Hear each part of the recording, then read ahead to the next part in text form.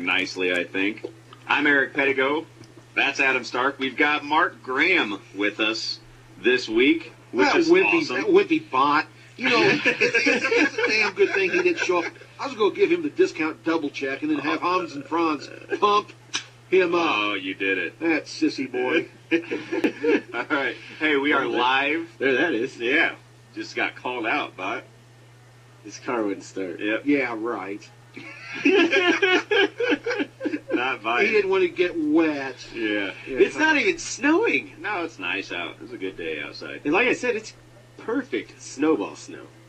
You want to chuck some snowballs, today is the day. Hey, you know what? It's also a good day to do. Come to Capital City Bar Grill. Come to Capital City Bar and Grill. You know why? We're here. A. That's A. 2. B. There's next. Whatever you want to Right. Second thing. C, they have chili, We baby. skipped right over. I asked Adam during the break, I said, Adam, they have chili. He says, he looked, he says, yes. I went, I'm in. I can't wait. I need chili now.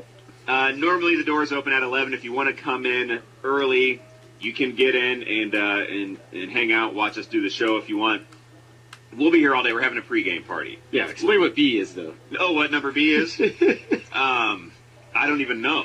Well, there's a bunch of kids here that are baseball players. I didn't want to. Yeah, there's so much stuff. The going moms on and here. dads are here. You guys have some raffle items and A ton. Yeah, we've got a ton of stuff for silent auction raffle. We've got that back room back there with the giant 28-foot screen that we'll be watching the game on a little bit later, and everything we're doing today is to raise money for my son Jace's baseball team. The Chatham Braves are at 11U, so all the boys are here. 11U. Okay, I was going to ask the ages. Yeah, what a great group of kids too. How'd man. they do last year? Awesome. I mean, these kids are so talented. It's every tournament they're in, they either win it or they get second in a nail biter. You know what I mean? Sure. They're so talented. It's just a great group of kids. That's fun times. Where was the furthest you guys traveled last year? Let's see. Last year we went to Nashville.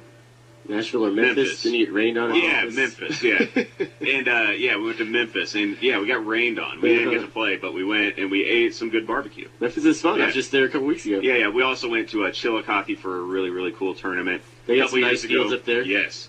A couple years ago, we went to Indiana. We're going back to Indiana this year. Nice. And as you guys know, if you have kids in sports, stuff ain't free.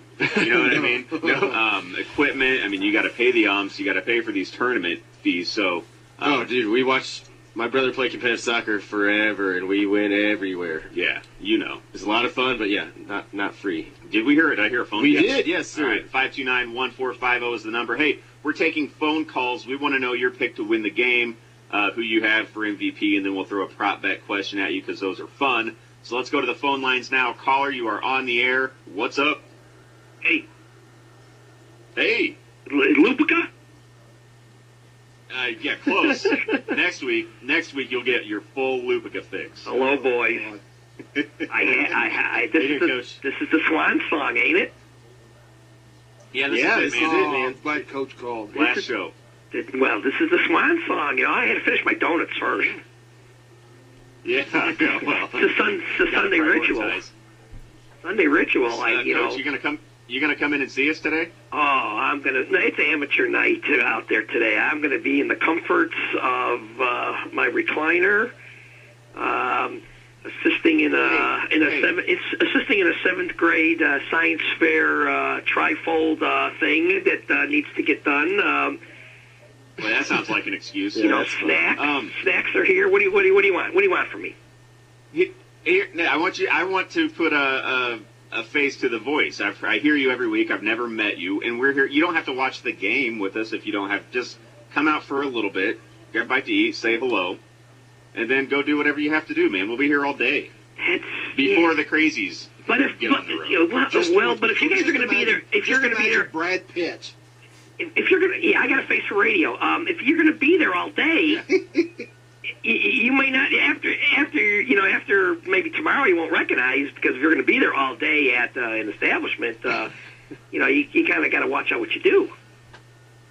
Are you going to be coherent? Are you going to be coherent enough to identify my picture in the post office again tomorrow or what? Yeah. I'll be the guy with my shirt off. They will be, but you know me, Coach. Yeah. Well, you can identify me. Yeah, you could do a caricature of the most handsome man in Springfield. Okay, there it is. All right. Yeah, it would look something like I that. made 5. Who Okay, knows? You never. It's like a cameo. It's like the red carpet. You wouldn't just you wouldn't tell Sinatra to show up. It's like, hey, he's here. So that's how that's my kind of, hey, he's in the house. Now you can talk to me. Kind of a deal. In the house. All right, so you're going to come out. I think we've established.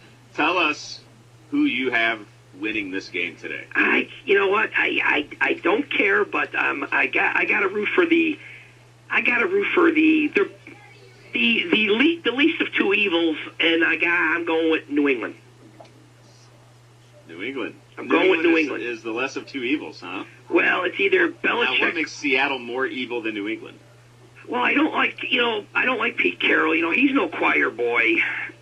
Sure. The DBs over there, they're finding out a few things about some things. They're sketchy. Then you got this other nonsense where, a couple callers early on were saying the footballs, somebody got waxed by 40. It wasn't the footballs, okay? Yeah, you can say all you want about that. When you get waxed by 40, it ain't the football. You got beat by a better team on that particular day. Sure. So not a big legion of Boom fan, are you, Coach? Pardon? Not a big legion of Boom fan, are you? No. And they were. I don't know. The 12th man business, Pete Carroll. The rah stuff. I kind of like the quiet crook. Belichick. Give him the trowel over his head. Don't answer me a lot of questions. He looks for the edge. He outsmarts people in a lot of cases. Pushes the envelope, of course, but I got to root for that. All right, fair enough. Okay, so New England wins. Who's the MVP?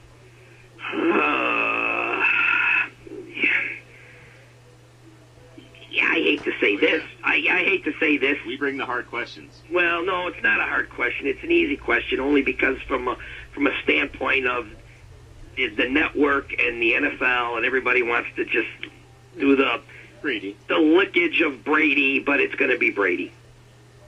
Lickage. All right. People forget that. People forget. Terry Bradshaw won 4 Super Bowls. Yeah. Everybody goes, "Oh, Brady." Everybody forgets Terry Bradshaw won 4 Super Bowls, and I don't think he lost any. And when people talk about the and I'm not a big Bradshaw fan, but if you're going statistical data here, of quarterbacks of all time, people forget. They say Marino and Elway, and then this, the lickage of Brady, and but Terry Bradshaw won 4 Super Bowls and never lost, and he's never in a conversation. What else he did? Pardon? What else he did, though, was throw as many interceptions as touchdowns in his career, and I think that's what puts him out of the conversation. But everybody now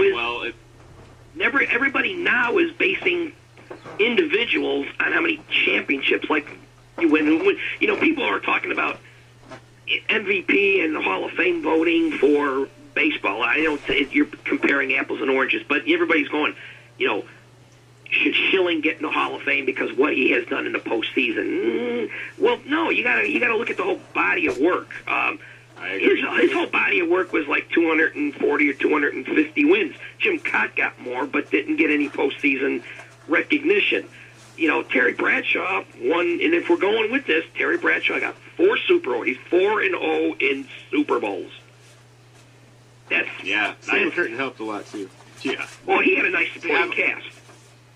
I've always said that you have to look more than just titles, and you can't give a guy credit for one guy just solely. You can't give him the credit for the titles, especially in football, because it takes so many to get that job done. So I've never been a proponent of giving one guy all the credit and raising him up because of that. To me, the career stats, including everybody wants to forget about the regular season, which is absurd because you don't put up good regular season, you don't make it to the postseason. Sure. I mean, you have to.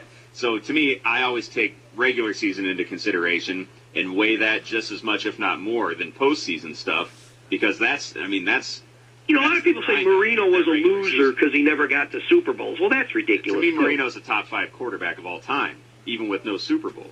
You look at what he did as a quarterback. Who did he have on that team? Who did he have to throw to? Who did he have running the football? Who was the big defensive player for the Miami Dolphins in the Marino era? Super duper. There was nothing. It Nobody. was just Dan Marino. So, and Coach, real quick, on the other end of the spectrum, we talked about this off air a little bit ago. Then you have someone like Joe Namath. Yeah, he won 1 Super Bowl and he guaranteed it. But you look at his stats, and the fact that that guy's in the Hall of Fame is an absolute crime. 173 touchdown passes, 220 interceptions.